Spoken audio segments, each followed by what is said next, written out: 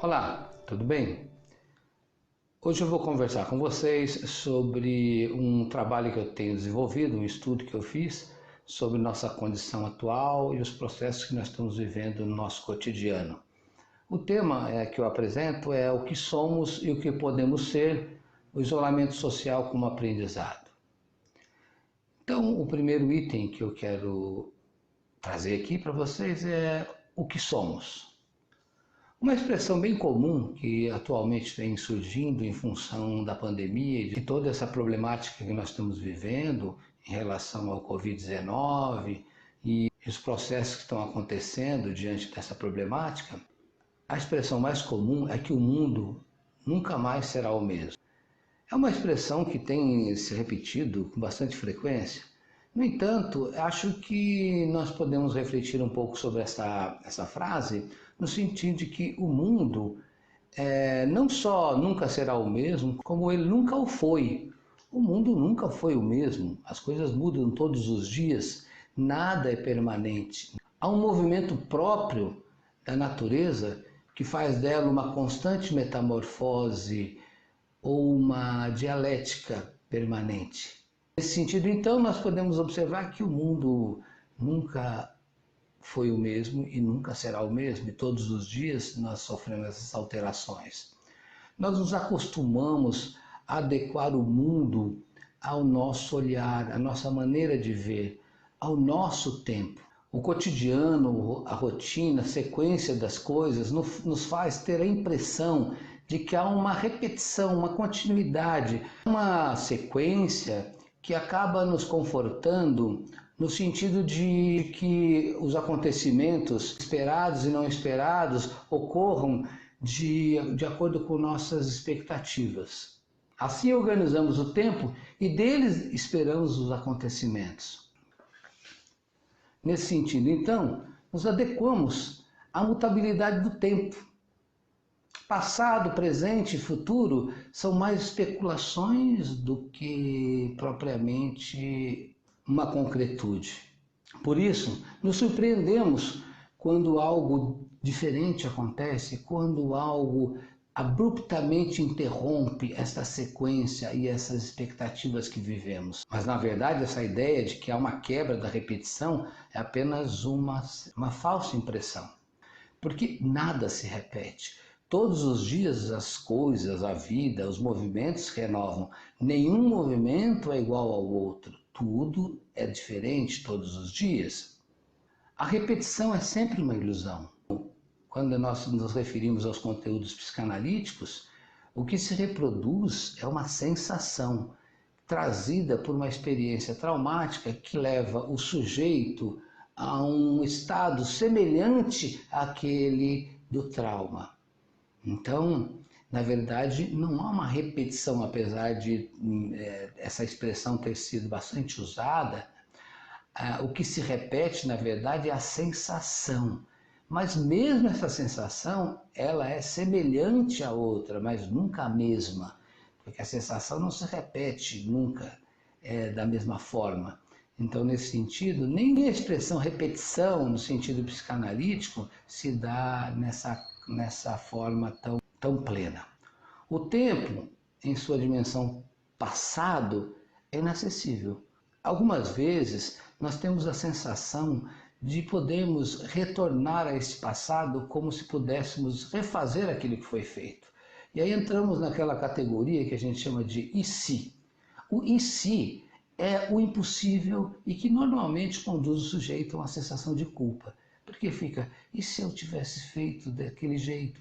E se eu tivesse tido a oportunidade de poder expressar o que eu queria? E se este e se leva o sujeito a fixar seu pensamento numa permanente e insistente recorrência a um determinado fato ou experiência que jamais retornará, que jamais poderá ser mudado. Essa condição distancia o indivíduo da realidade. Desta forma, então, por não conseguir admitir a inacessibilidade do que passou, preso a esse passado, fica impedido de se disponibilizar para algo novo e criar novas possibilidades do encontro consigo mesmo. O que se pode afirmar é que o passado só tem um sentido. O passado só tem uma forma de se tornar saudável para nós. É como experiência e como recurso. O passado só tem sentido quando nos serve como aprendizado. A importância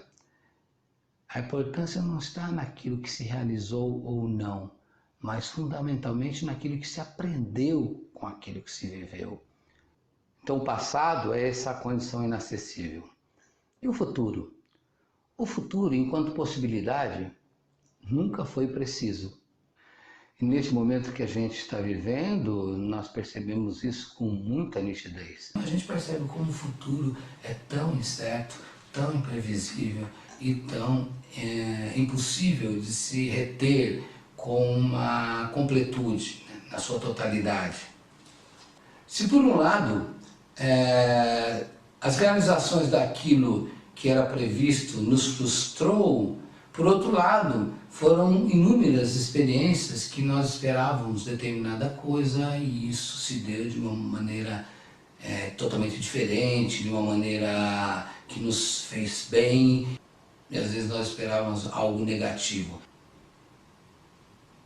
Dessa forma, o futuro também se mostra como algo impossível de se reter. Como nós falamos, o passado já passou, não tem retorno. E o futuro são só expectativas. Nós jamais teremos o futuro na nossa mão, nem o passado. O passado como experiência e o futuro como perspectiva, como esperança. Diante dessa pandemia, né, nós vivemos, né, ora se avança numa tentativa, ora se recua.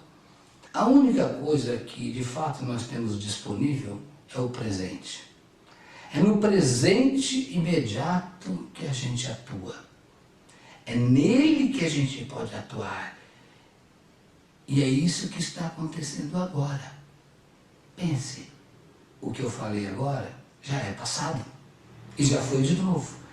Nesse sentido, ele se torna algo tão imperceptível que a cada instante que se pensa nele, a cada momento que percebemos, ele já é passado. Como eu já disse, acabei de dizer, e já passou, e já é passado novamente. Agora, nesse instante que já passou, é o que a gente tenta captar esse instante. Nós tentamos captar esse instante, que também é impossível. Nada é palpável de fato, nada é estável, nada é preciso. Tudo é complexo, como dizia o Bachelard.